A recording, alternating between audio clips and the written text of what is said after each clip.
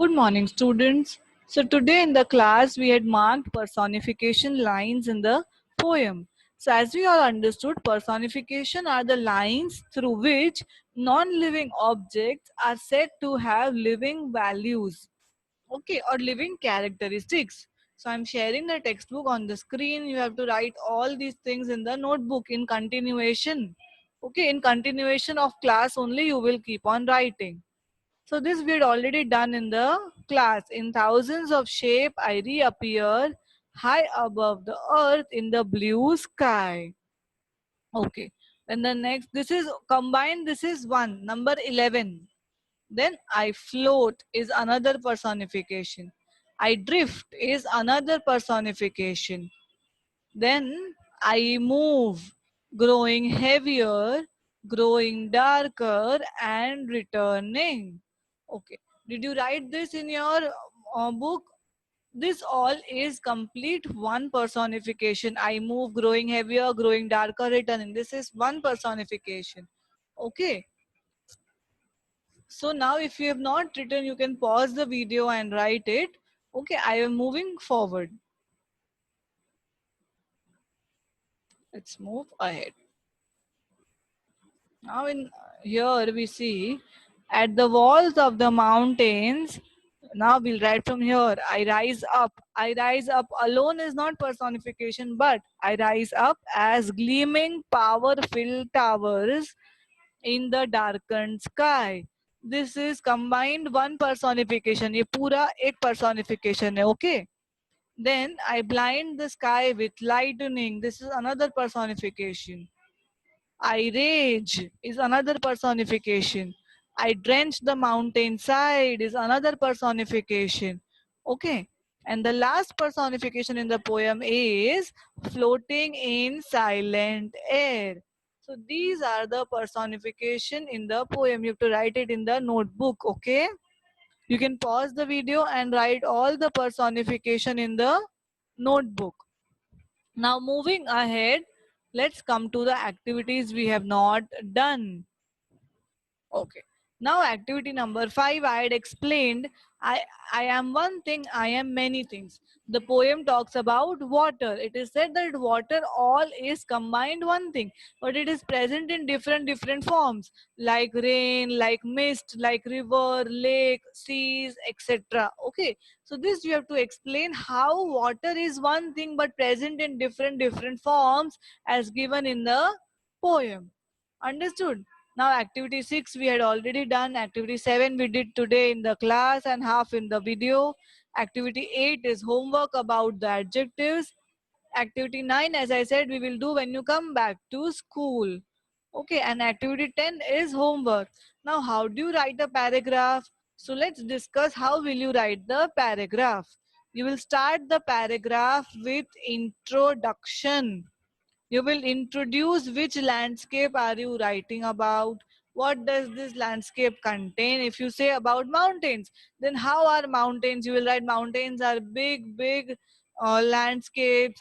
They are there. There is very cold over there. It can be covered with snow. It can be covered with sand.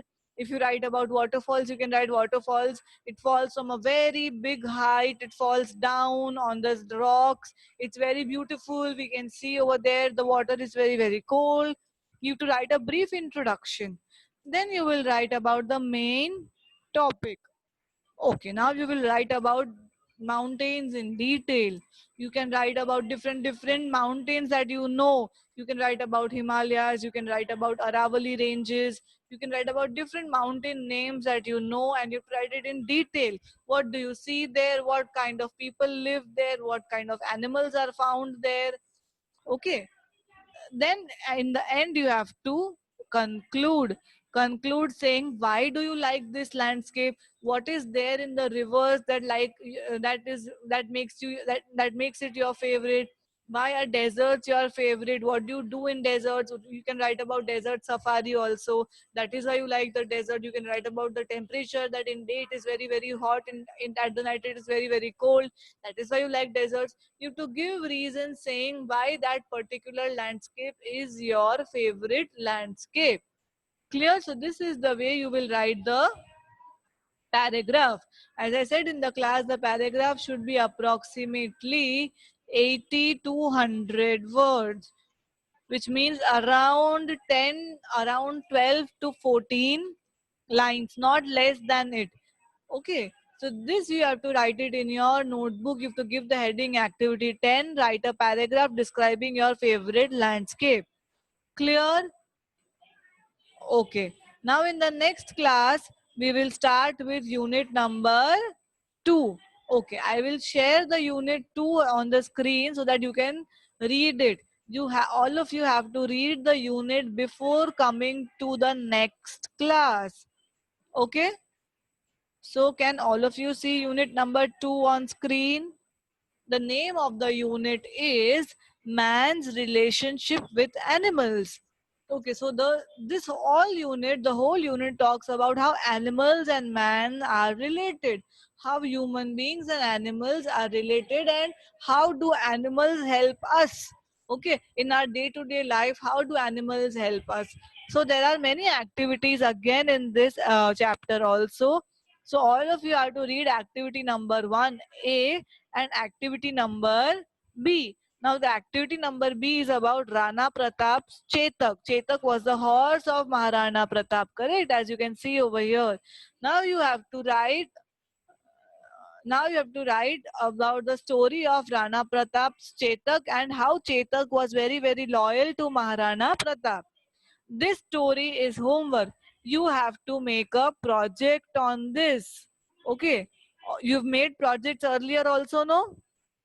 So you have to make project on this story about Maharana Pratap's Chetak and his loyalty. Now you have to make this project. You don't have to submit it right now. You have to submit it when you come to school. Okay, or else if you are not coming to school on in August, I will tell you a date when you have to submit the project. But the project should be very very clean, neat, and beautiful. You can stick pictures. You have to write about how Chetak was loyal to Maharana Pratap and all. Okay, so this you have to do in project. Everyone has to do it compulsory, and I will ask everyone to present also when you make the project. Clear? Okay. So in the next class, all of you will read activity number 1 of unit 2. Okay. That's all for today. Bye. Take care and keep on doing homework. Today's homework today only. Okay. Do not pile up the homework. Okay. Bye. Take care. Have a nice day.